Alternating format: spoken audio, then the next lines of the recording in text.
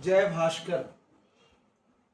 आज शाकद्वीपी परिवार रातू क्षेत्र के संपर्क साक्षात्कार सहयोग अभियान में मैं उपस्थित हूँ श्री रमेश कुमार मिश्र जी के आवास पर। ये आनंदमयी नगर ही कहलाएगा? हाँ, क्या आनंदमयी नगर रोड नंबर 1, आनंदमयी नगर रोड नंबर 1 में मकान नंबर 22 पूरा स्पष्ट इन्होंने बता दिया। जो भी इस साक्षात्कार को देख रहे हैं, ये ऐसा इनका पता बताए हैं कि कोई भी इनके आवास पर पहुंच सकते हैं। बहुत अच्छा, आपके यहाँ मैं आया हूँ संपर्क साक्षात्कार सहयोग अभियान के तहत, और ये कड़ी है 41वीं। अभी तक मैं शाकद्वीपी परिवार जो भी हैं रातू प्रखंड में, उसमें 40 बंधुओं से साक्षात्कार ले चुका हूँ। 41 में आप हैं। आप सर्वप्रथम ये बताएं, आपका गोत्र क्या है? मेरा गोत्र भारद्वाज है। भारद्वाज गोत्र है। और पूर्व क्या है? पूर्व है मेरा पवैयार। पवैयार, यानी कि जब शाम बसाए होंगे 72पुर, तो पवैयार यानी पवै नामक पुर जो अभी भी साथ है, आज भी औरंगाबाद में, वहाँ पर पूर्वजों को जिसको पवई कहते हैं। हाँ, पवई। अच्छा, तो वहाँ आपके पूर्वज पहले बसे होंगे और उसके बाद फिर धीरे धीरे अन्यत्र गए होंगे। तो ये खैर, ये तो मूल जहाँ निवास हुआ होगा वो जगह की बात है। मैं ये मूल निवासी हैं हम लोग। छत्रहार नाम का एक गांव है। छत्रहार, हाँ, ये क्या? ये तारापुर सुल्तानगंज के रास्ते में। अच्छा, तारापुर पड़ता है। तारापुर। हाँ, तारापुर, हाँ, बोलबम के रास्ते हाँ, में मिलता है तारापुर। बांका हम लोग का। वाह, तो उसी गाँव। अच्छा, आपके माने दादा परदादा 200 से 250 शाकद्वीपी परिवार होते हैं। अभी भी है? ज़्यादा ही। मैं भी बोलबम हर साल जाता हूँ। हाँ, सब परिवार जाता उसी हूँ, उसी रास्ते से गुजरता हूँ। बीच में तारापुर आता है, तो उधर ही पवई जगह है। अच्छा, आपका जो मूल अभी जो है, तो आपके दादा परदादा जहाँ रहते आए वो जगह, क्या जगह का नाम बताए? छत्रहार। तो वो जगह तो अंगिका भाषी, आप लोग अंगिका बोलते हैं। बहुत अच्छा। आप अपने वंश परंपरा में कुछ ऐसे विभूति सबके यहाँ हुए रहते हैं, दादा परदादा, किन्हीं के बारे में कुछ विशेष जानते हो तो आप बता सकते हैं। मेरे दादाजी स्वयं देवघर क्षेत्र में और उस क्षेत्र में बहुत प्रतिष्ठित वैद्य थे। यानी आयुर्वेद जो है वो था आपके वंश परंपरा में। भागवत तो अच्छे बहुत प्रतिष्ठित वैद्य थे। आज भी लोग जानते हैं, देवघर के जो पुराने सभी लोग जानते हैं। खास करके देखा जाता है शाकद्वीपियों में, या तो वो बहुत अच्छे वैद्य रहे या बहुत अच्छे उनके पिता नाम था नाम जाती है, वो भी बहुत बड़े प्रतिष्ठित वैद्य थे। यानी ये वंश परंपरा में चलता आ रहा है कि वो भी वैद्य के रूप में सब काम करते हैं। उसके बाद परंपरा टूटा। अच्छा, मेरे दादाजी के 4 पुत्र जो हुए, उनमें अधिकतर लोग जॉब में चले गए, नौकरी पेशा हुए। मेरे पिताजी से नौकरी पेशा थे, बाद में व्यवसाय में आ गए। तो फिर उनके बाद हम लोग व्यवसाय में ही आए। अच्छा, आपका क्या कार्य क्षेत्र है? मेरा एक्चुअली हम सिविल इंजीनियरिंग किए थे। अच्छा, तो नौकरी मेरी थी, लेकिन नौकरी छोड़ के फिर बाद में कंस्ट्रक्शन अपने बिजनेस में, व्यवसाय में।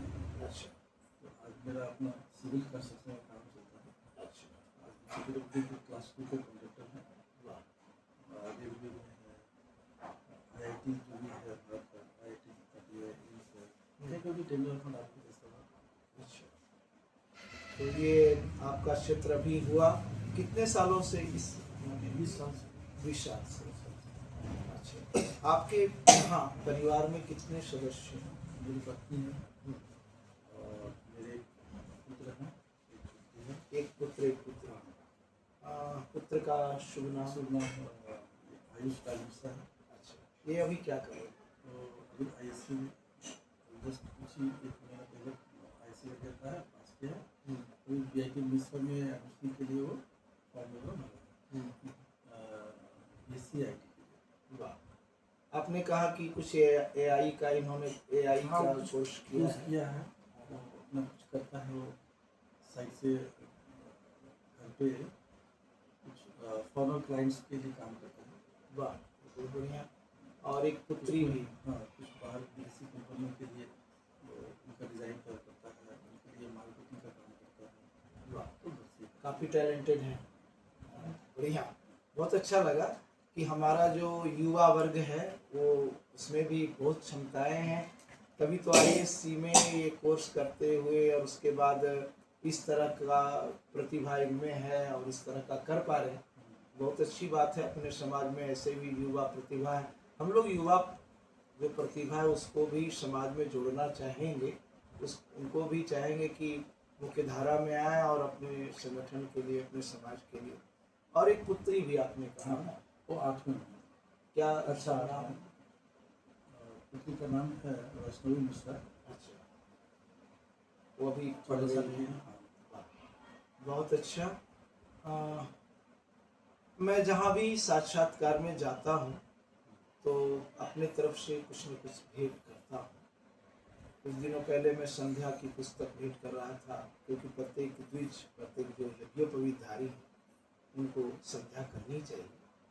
और अभी मैं लेके आया हूँ आदित्य हृदय की पुस्तक। हम लोग सभी भगवान भास्कर के अंश हैं और ठीक है, और भी देवी देवताओं की उपासना तो करते हैं हम लोग, लेकिन मूल रूप से हम लोग भगवान भास्कर के उपासक हैं। और आदित्य हृदय इस मामले में हम लोगों का मूल उपासना का ये है, स्तोत्र है। तो मैं आपको ये पुस्तक भेंट दे रहा हूँ, इसे आप स्वीकार करें। अभी तक जो अपना जो संगठन है शाकरद्वीपी परिवार रातू क्षेत्र, ये स्वतंत्र इकाई के रूप में विकसित हो रहा है। और जैसा मैं पहले भी बताया कि 41वीं कड़ी में मैं आपके पास आया हूँ, तो जो भी अभी तक के क्रियाकलाप हैं इसमें अपना, आप जानते ही हैं कि इतवार बाजार में अपना कार्यालय भी है और पिछले सप्ताह एक मग पुस्तकालय की भी स्थापना हुई है। तो इस तरह से हम लोग आगे बढ़ रहे हैं धीरे धीरे, सबों का सहयोग लेकर के।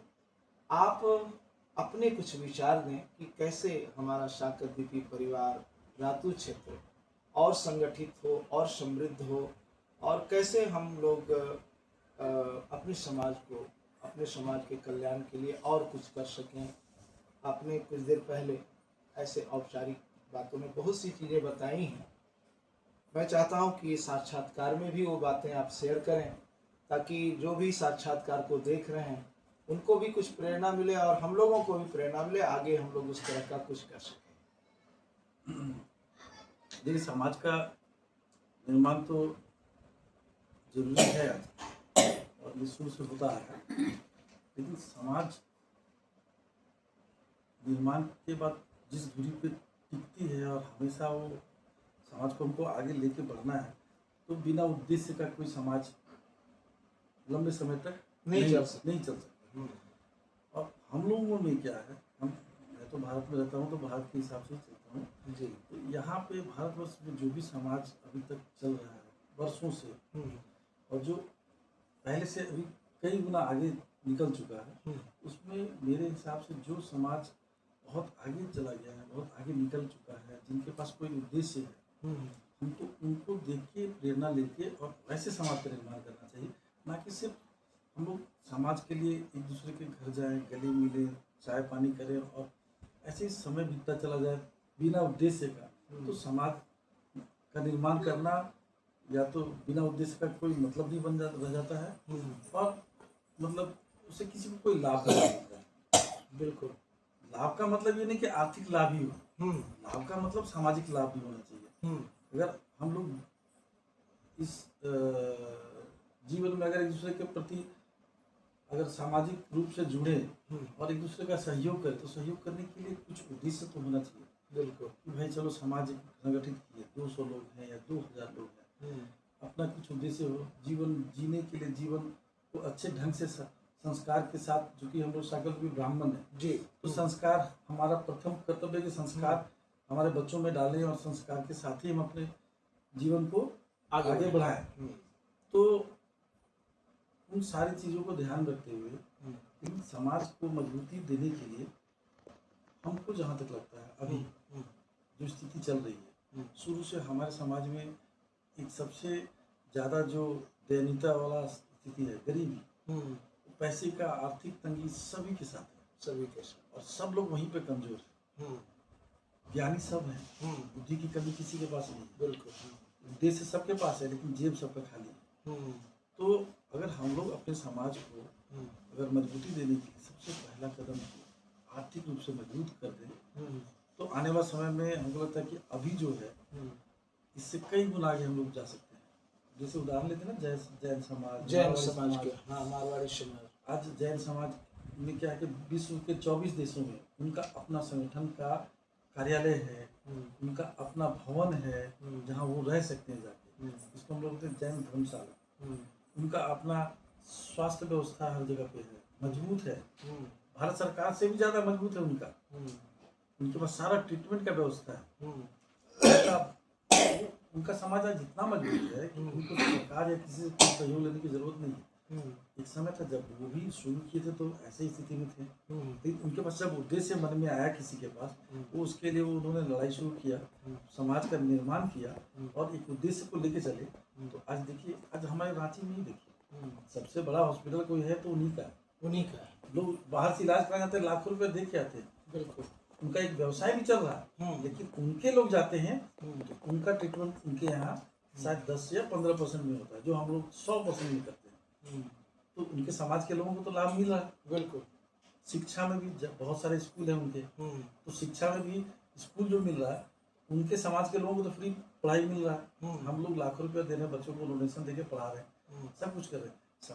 हमारा समाज में ऐसा नहीं कि लोगों की कमी है, संख्या बहुत है। सिर्फ संख्या होने से नहीं होगा, संख्या के साथ साथ उद्देश्य भी होगा और मजबूती से होगा, उसके लिए खड़ा होना होगा।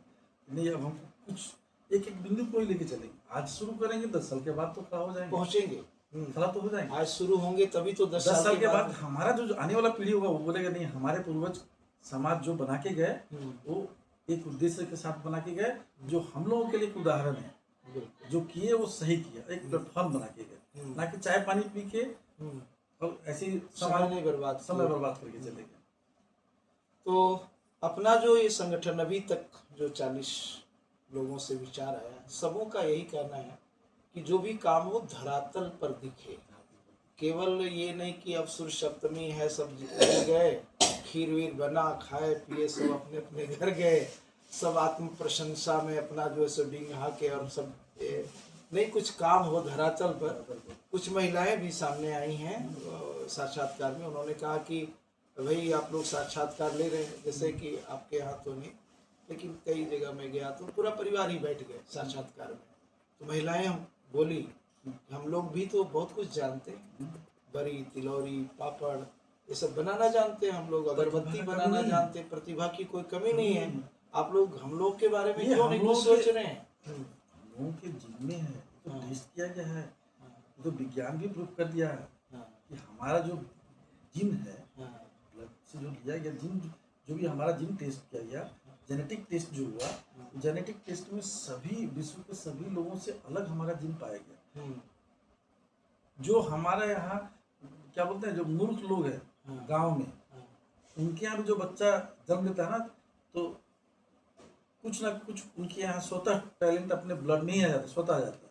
अब ऐसे भी बताया गया 2 तरह के ब्राह्मण हैं, तो एक भौमिज है और एक दिव्य है। तो दिव्य में शाकदीपियों का ही है, तो हम लोग दिव्य ब्राह्मण अपना दिव्यता को खोते जा रहे हैं। खोने का कारण बहुत सारा है, हम लोग उसके पीछे खुद अपने आप को ही दोषते हैं। हमारा संस्कार में थोड़ा बहुत जो गिरावट आ रही है, जिससे मेरे बच्चे उनको पता देखने नहीं आता, उनको सुबह शाम पूजा पाठ में रुचि नहीं रहता है, धीरे धीरे वो रुचि खत्म होते जा रहा है। इस भौतिक युग में अभी जो भौतिक युग जो चल रहा है, अभी का भौतिकी में सब लोग धीरे धीरे धीरे लुप्त होते जा रहा है, उधर धीरे धीरे उधर ही चले जा रहा है। हमारा जो संस्कार है कहीं ना कहीं धीरे धीरे कम हो, जो हम लोगों के अंदर जो था हमारे पूर्वजों को जो दिया हुआ था, तो पहले से वो डिक्रीज हो रहा है, इंक्रीज नहीं हो रहा। कारण जो भी है हमारी गलती है। नहीं, ये बातें आई थी साक्षात्कार में भी कि कुछ कार्यशालाएं भी चलें अब, तो हम लोग ये बहुत अच्छा चीज़ है। हाँ ये बहुत अच्छा चीज़ बोले आप। हाँ कार्यशाला के विषय में बोले, सप्ताह में एक दिन हो जिसमें कि आप जैसे लोग जो भी प्रबुद्ध लोग हैं, जो भी बीजीबी लोग हैं, वो लोग कुछ नहीं, सबको बोले एक ऑफर दे कि आपके जो भी बच्चे हैं उनको 1 घंटा आप भेजो, सिर्फ उसमें पढ़ाई के अलावा हमारे विचारों की पढ़ाई होगी, हमारे संस्कारों की पढ़ाई होगी, तो आपके बच्चों में डाला जाएगा। अगर थोड़ा थोड़ा भी डाला जाएगा, इतना तो होगा कि हाँ भाई वो जान सकेंगे, जान भी तो जान भी सकेंगे अपने सकेंगे। आप को कि हम क्या हैं, क्या है, क्योंकि अब बच्चों तो को ये भी पता नहीं ही पता नहीं। है कि हम क्या हैं, हमारे पूर्वज क्या थे। जैसे मेरे 2 लड़के हैं, उन लोगों का यज्ञोपवीत संस्कार मैंने पिछले साल करवाया, और करवाने के बाद मैं बोला कि अब तुम वेद पाठी हो सकते हो। फिर उन लोगों को संध्या करना सिखाया। आज हमारे बच्चे हमारे साथ बैठ के संध्या करते भी। तो इस तरह की कार्यशाला हम लोग यहाँ भी चलाना चाहते हैं। जो मग पुस्तकालय की स्थापना हुई, वहाँ पर लिखा हुआ मग पुस्तकालय सह कौशल विकास केंद्र, उसका नाम हम लोग जो दिए हैं। आप सप्ताह में एक दिन ही कीजिए। मेरा ये मेरा प्रार्थना है आपको से। सप्ताह में एक दिन सिर्फ 2 घंटा या 1 घंटा ही कार्यशाला चलाइए बच्चों के लिए। देखते हैं, इस पर भी हम लोग विचार सिर्फ करेंगे। 1 घंटा समय देना, इसमें कोई खर्च नहीं होना है। जैसे यज्ञों खर्च के रूप में बोलेंगे सभी अभिभावक से कि भाई ठीक है, आप समाज के लिए, इस समाज के लिए जो भी फीस होगा वो समाज के लिए लोग सब देंगे सहयोग, जो जैसे समय देंगे कोई भी टीचर या किसी को भी जो हमारे यहाँ से वो अपना 2 घंटा समय देते हैं सप्ताह में एक दिन भी, और जो भी खर्च होगा वो देंगे सब लोग। और इस संपर्क में हम लोगों को जो पता चला, इस रातू क्षेत्र में विद्वानों की कमी नहीं, अच्छे जो ज्ञानी व्यक्ति हैं। इसी में साक्षात्कार में देखेंगे अनुज पाठक, वो बहुत अच्छे कर्मकांडी हैं। मैंने उनसे आग्रह किया कि कभी ऐसी कार्यशाला होगी जहां आपको संध्या करने सिखाना होगा, आप सिखाएंगे ना? तो उन्होंने कहा बिल्कुल, ऐसा रहेगा तो मैं करूँगा। यज्ञोपवीत जो निर्माण करके दे रहे हैं, बहुत झटझट करके बनाते हैं, और उनको 2 गोला दिया गया, काफ़ी बना करके वो दिए हैं। तो उनसे मैंने आग्रह किया कि कार्यशाला लगेगी, उसमें बच्चों को सिखाना होगा आपको यज्ञोपवीत बनाने के लिए, आप तैयार हैं ना? बोला हाँ, यही सब तो हम सहयोग कर सकते हैं। तो इस तरह की बातें आ रही हैं। श्लोक पाठ को ये सारा सिखा दो, थोड़ा करके धीरे धीरे करके, फिर वेद पाठ को थोड़ा पूजा पद्धति थोड़ा बहुत सीखना शुरू करो। पंचांग देखना, इससे 2 फायदा होगा। एक तो ये होगा कि कार्यशाला लगेगा, सभी बच्चे जाएंगे, सब तो वैसे ही होगा। उससे क्या होगा कि आस पास के जो सामाजिक लोग हैं बाहर के, वो भी देखेंगे, उनके बीच हमारी विचारधारा जाएगी। ये लोग देखो फिर से जाग गया, और ये लोग फिर से वापिस अपने अब क्या है ना, हमारी प्रतिष्ठा खोती जो जा रही है ब्राह्मणों की, वो प्रतिष्ठा वापस फिर आएगी। नहीं भाई, ये अपने संस्कार के हिसाब से चल रहे हैं, संस्कारी लोग हैं, इसलिए फिर वो जो मान सम्मान नहीं देते थे वो मान सम्मान देना पुनः मिलना शुरू होगा। और हमारे बच्चे जैसे इनके अंदर फायदा ऐसा कार्यशाला जो सहयोग बोले बहुत अच्छा। तो आपसे मिलकर के बहुत अच्छा लगा। आप इस क्षेत्र के, जो रातू क्षेत्र में जो भी मगबंधु रह रहे हैं और इस संगठन से जुड़े हैं, आप नहीं भी जुड़े हैं तो आगे जुड़ेंगे, उनके लिए कोई संदेश कुछ आप बताना चाहें कि क्या करें सभी लोग, कुछ आप अपने तरफ से कुछ बोलना चाहें? उनको बस यही बोलेंगे कि अगर संगठन को मजबूत बनाना है और एक ऊंचाई तक लेके जाना है, तो सबको फिर से जागना होगा और मजबूती से खड़ा होना होगा। अपने लिए नहीं, अपना समय हम लोगों का ऐसे मेरा 51 हो रहा है, और 10 साल के बाद हम लोग ऐसे भी ओल्ड एज में आना शुरू हो जाएंगे। तो आने वाली पीढ़ी के लिए अभी जो समाज की स्थिति है उसको देखते हुए सजग होकर और उस और बढ़ना शुरू करे समाज के लिए कि समाज को फिर से एक बार खड़ा करें, समाज मजबूती से फिर खड़ा और हम लोग रातू में रह रहे हैं। रह रहे हैं। तो सिर्फ रातू के लोग ही, हाँ, हम बाहर, हम लोग को देख के बाहर के लोग भी प्रेरणा ले कि भाई ये लोग एक छोटा सा एक कस्बा से हाँ, ये लोग के अंदर में एक नया क्रांतिकारी विचारधारा आया, तो समाज को ये लोग कुछ ऊंचाई पर ले जाने की बात कर रहा है जी। बाकी लोगों से हम लोग देखे छुट के करें। तो आज हमारा मग पुस्तकालय है, कार्यालय है, हो सकता है आने वाले समय में हमारा मग विद्यालय भी हो, क्या ऐसा भी संभावना जरूर हो सकता है। संभावना से इनकार नहीं कर सकते। 250-300 का संख्या है हाँ। मामा जी, बहुत बड़ा संख्या है। 300 संख्या बहुत है, बूंद बूंद से गड़ा बनता और है। हम लोग का बाइडोज भी अपना बना हुआ है, बाइडोज बना हुआ है। अभी मैं आया, प्रत्येक गर्मी छुट्टी में मैं सब परिवार घूमने जाता हूँ और रुद्रनाथ आदि उत्तराखंड में घूम घाम करके जब ऋषिकेश पहुँचा, तो ऋषिकेश में स्थिति की कहीं पर रहने के लिए बहुत कहते हैं गीता भवन है, वो है, लेकिन कहीं भी एक रूम नहीं अवेलेबल। और ऐसे घाट पर हम लोग रात्रि भी व्यतीत किए। बाद में हमारे कुलगुरु बोले कि बेटा पहले क्यों नहीं बोले, हमको एक फोन किए रहते, हरिद्वार में भास्कर भवन है, भास्कर भवन है, भास्कर भवन में जाते तो सब रहने की व्यवस्था थी, विश्व की व्यवस्था थी। तो हम ये भी देख रहे हैं कि हमारे जो समाज के लोग हैं उनको हमारे समाज द्वारा क्या क्या संचालित है उसका भी पूरा ज्ञान नहीं है।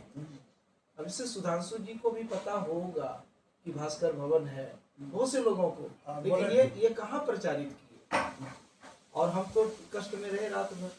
अगर हमको पता होता, जब ये बात इनके दिमाग में, आपके अध्यक्ष, हमारे अध्यक्ष महोदय, इनके दिमाग में डाला, बोले ऐसा क्या, हम लोग का भी भास्कर भवन हो सकता है रात में, कि हमारे अतिथि आए तो उनको रुकने के लिए जगह। तो बहुत सी योजनाएं हैं। अब देखिए भगवान भास्कर की कितनी कृपा होती है, हम लोग कितना कर पाते। जरूर सबों का सहयोग हो तो हम लोग ठीक है। तो हम सर हर संभव प्रयास करेंगे, आप लोगों के साथ पीछे ताल से ताल मिला के चले जी। जो मेरे लक्ष्य होगा, आप जहाँ बोलेंगे खड़ा रहने। जिस आपने एक बहुत अच्छी बात बताई है कुछ देर पहले कि अपना एक ऐप, आपने कहा कि अगर ऐसा आज का जो अभी जो समय चल रहा है उस समय के हिसाब से वो ज़्यादा अच्छा है। समय की बचत होती है और लोगों को तुरंत खबर दी जाता है हम क्या, हमारा अगला कार्यक्रम है, हमारा क्या उद्देश्य है, हम क्या करने जा रहे हैं। तो ऐप के माध्यम से आप जो वो जो चला रहे हैं न्यूज़ चैनल, पता है ना यूट्यूब चैनल है मेरा, उस ऐप के माध्यम से आपका चैनल का रोज का न्यूज़ भी प्रकाशित होगा सभी लोगों के पास। और जरूरी नहीं कि हमारे लोग ही जुड़े, जो जुड़ना चाहते जुड़े, इससे हम लोगों का फायदा है। ये हमारे समाज का ही सब कुछ दिखाया जाएगा ना। हमारे बच्चों में बहुत सारे बच्चों में बहुत तरह की प्रतिभा है। मेरी एक भगिनी है औरंगाबाद में, पाठक जी की छोटी बहन, जिनका विवाह कुछ दिन पहले हुआ है गया में। तो बहुत अच्छा कविता लिखती है, वाह इतना कविता लिखती है। अभी हम उसका कविता का डायरी बनाए हैं, बोले हमारी कविता का डायरी हमको दो, हो सकता है हम उसको प्रकाशित करवाएंगे किसी के माध्यम से। करीब 400-500 कविता लिखी है। तो उन सभी कविताओं का संकलन करके तो ऐसे बहुत सारे बच्चे हैं जिसके अंदर बहुत तरह का बहुत बड़ा टैलेंट है। तो यही सब तो मंच है। बिल्कुल। तो बहुत अच्छा लगा आपसे मिल करके, और आगे भी हम लोग मिलते रहेंगे और अपने समाज को आगे बढ़ाने के लिए हम लोग प्रयास करते रहेंगे। जय भास्कर। अच्छा आजकल कहाँ है, मौके से कहाँ है? बंद करो।